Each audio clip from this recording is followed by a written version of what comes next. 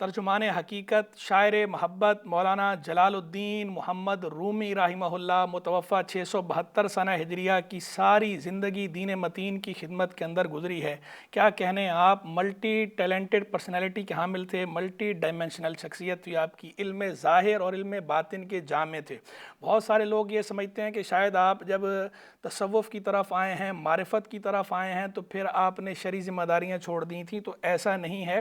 जब आप तसव्वुफ़ की तरफ आए हैं, मारिफत की तरफ आए हैं, तो उसके बाद भी आप बाकायदा खल्क़े खुदा की तरबियत करते रहे हैं। सारी ज़िंदगी आपने खल्क़े खुदा की तरबियत की है, खल्क़े खुदा को खालिक के साथ जोड़ा है। और जो आप बाकायदा फतावा तहरीर किया करते थे, फतवा नवीसी भी आप आखिर तक करते रहें। बल्कि जिस ज़माने में आप पे गलबा होता था, हाल का इस्तिग़राक़ होता था, उस वक़्त भी आपने बाकायदा ये कह रखा था कि जब भी कोई साइल आ जाए इस्तिफ़्ता लेकर, तो मैं किसी भी हालत में हूँ, मुझे फ़ौरन आगाह करो और उसी कागज़ कलम लेकर रखो, दवात कलम मौजूद हो, मैं उसी वक्त उसको लिख कर दूंगा। और आप उसी वक्त लिख कर देते थे, क्योंकि आपको बैतुल माल से 15 दीनार मिलते थे महाना।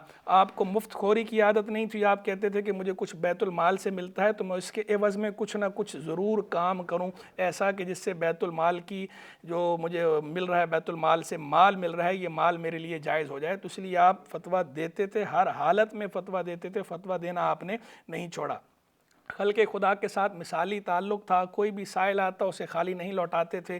जो भी कुछ मांगता आप उसे ज़रूर अता फ़रमाते। और कुछ ना होता तो आपने जो पोशाक पहन रखी होती थी, चाहे चादर हो, पैराहन हो, कुर्ता हो, जो भी पोशाक होती थी वही उतार के दे दिया करते थे, यानी किसी को महरूम नहीं करते थे। अल्लाह तबारक व तआला मौलाना रूम रहिमहुल्लाह के दरजात को और बुलंद फ़रमाए और हमें आपके फ़ैज़ व बरक़ात से ज़ेवाफ़िर अता फ़रमाए।